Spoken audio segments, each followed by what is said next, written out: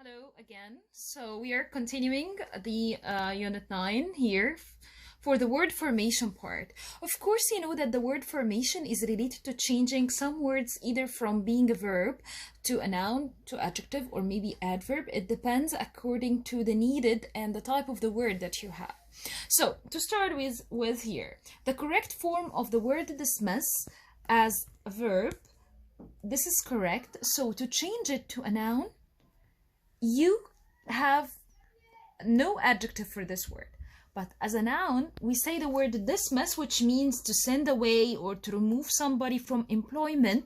The act itself of doing such a thing is called dismissal. So I add only al to the verb part. The second word, dispense.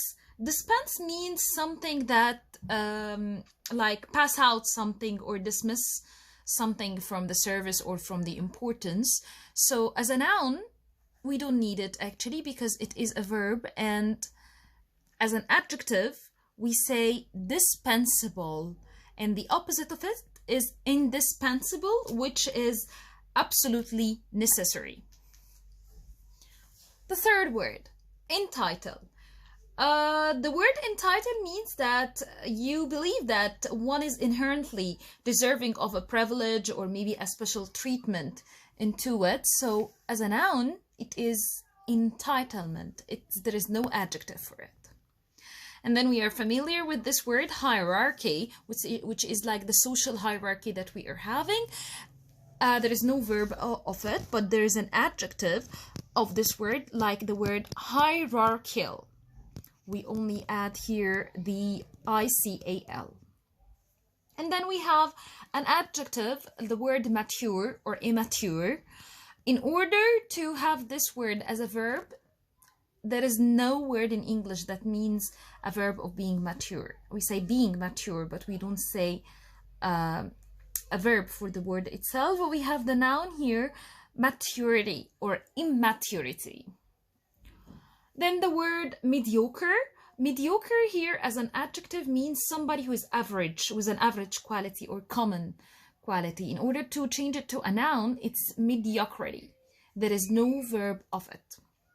Unlike the word obligate, to impose something over somebody, the noun of it is obligation, and the adjective is, we are all familiar with it, obligatory, like the obligatory question that you have. Okay, orientate, it means to give somebody the introduction or the orientation about how the thing is going. And the noun here is for orientation, but there is nothing for the adjective.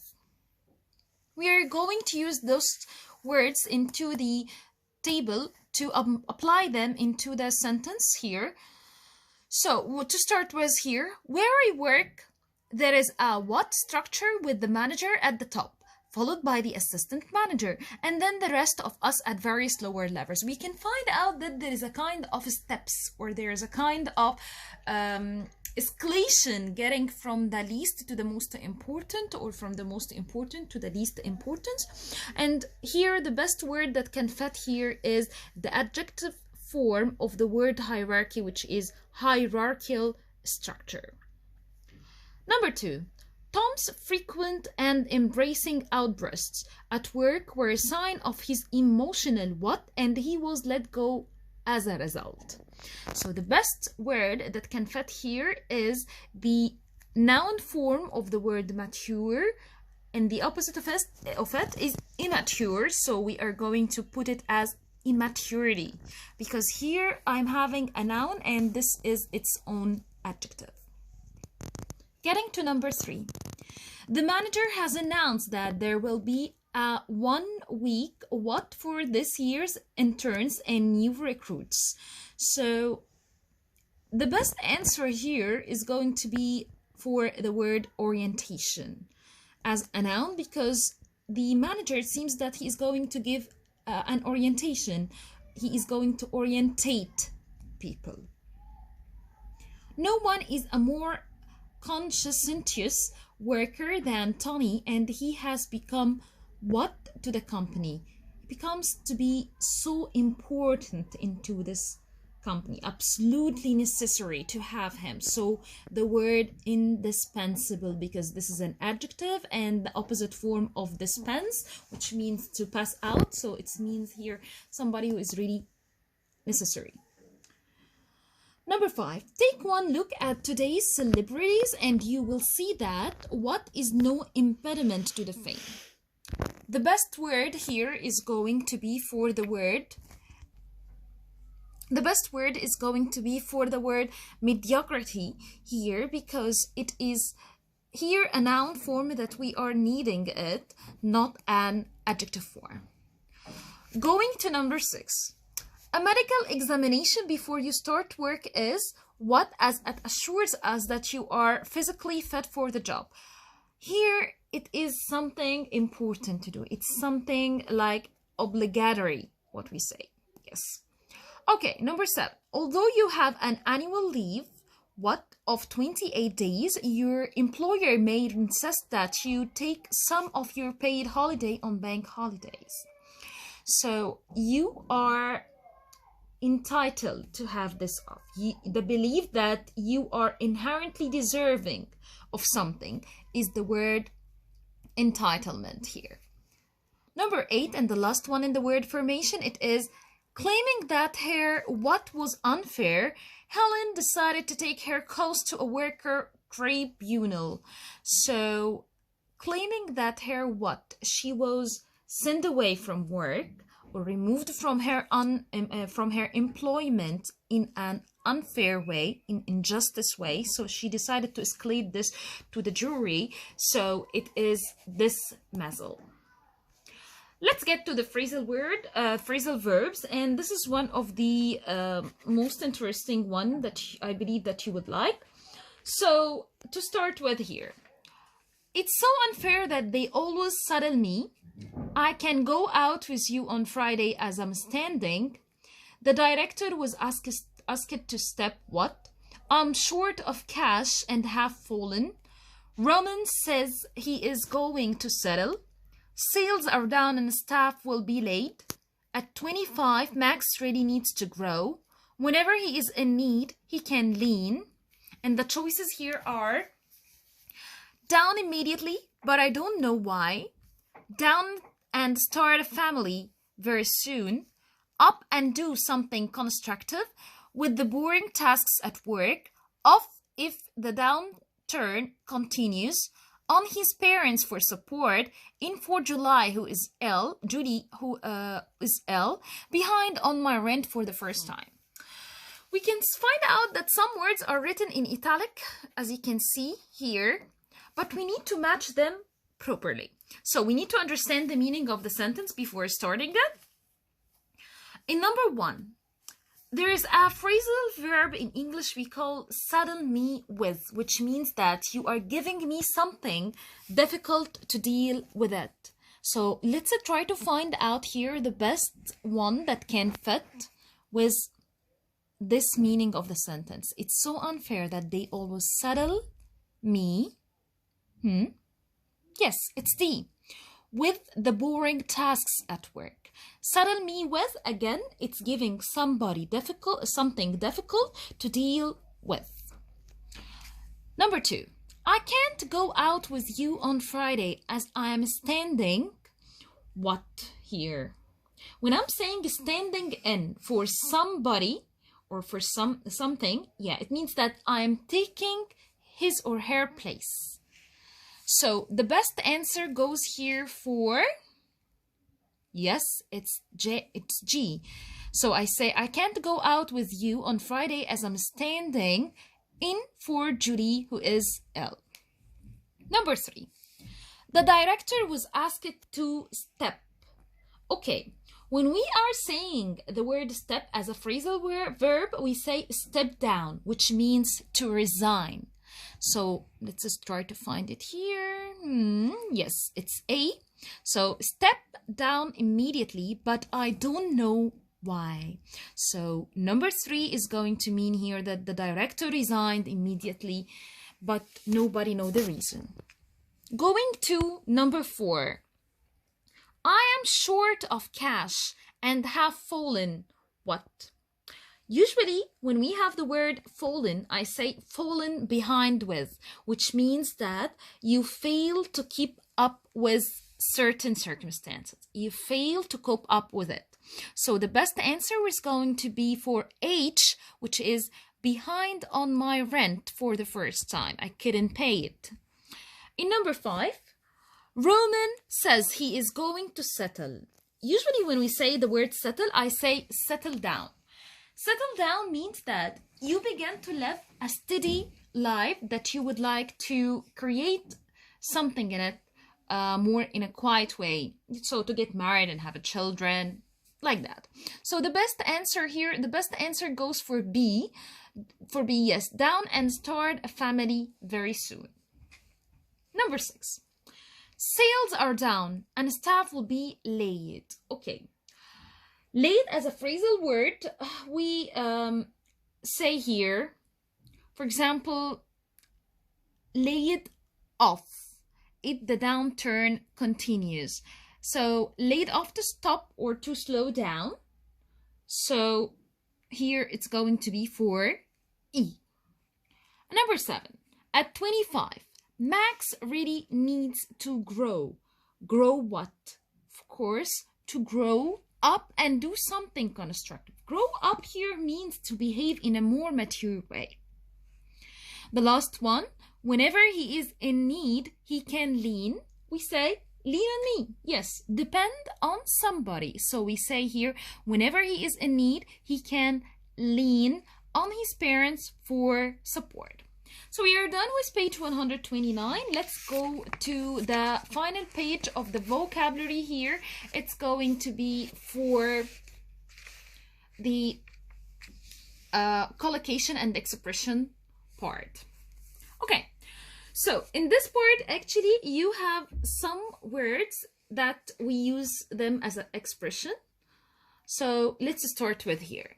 It was brave of Emily to head or strike out on her own and start her own company. It's going to be for strike out. Why it's strike out is the right answer, because strike out means to start doing something new independently. Okay, so we don't say head out. Number 2, now that you have found a job, you must what? Fend or tend for yourself financially. Of course, it's fend for yourself, which means to take care of yourself without asking for any kind of assistance. Tend is different word. Tend, it means to lean on other person. Number 3, this project is a team effort, so we expect everyone to lift or pull their weight.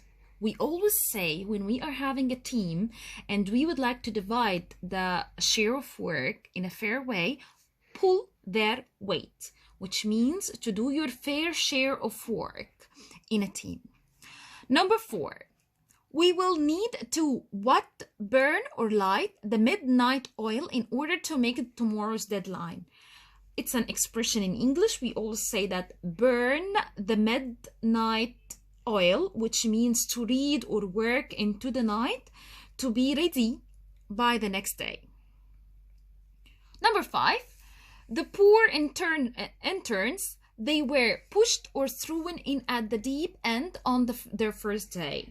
We always say that thrown in at the deep end, which means that you are in a completely new situation that you don't know anything about it, or you don't have a previous experience about it. Thrown in at the deep end.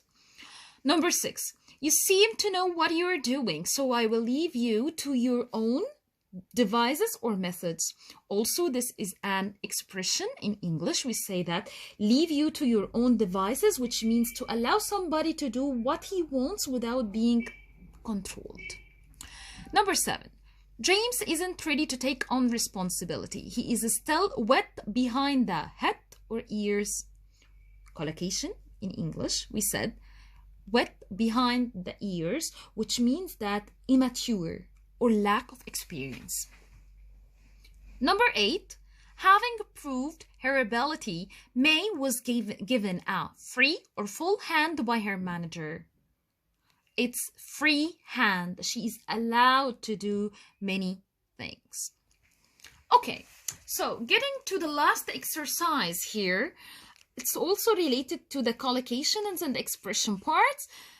So to start with, he quit of his own wishes, accord, interest, sake, no one asked him to do. In fact, in English, we say that his or her own accord.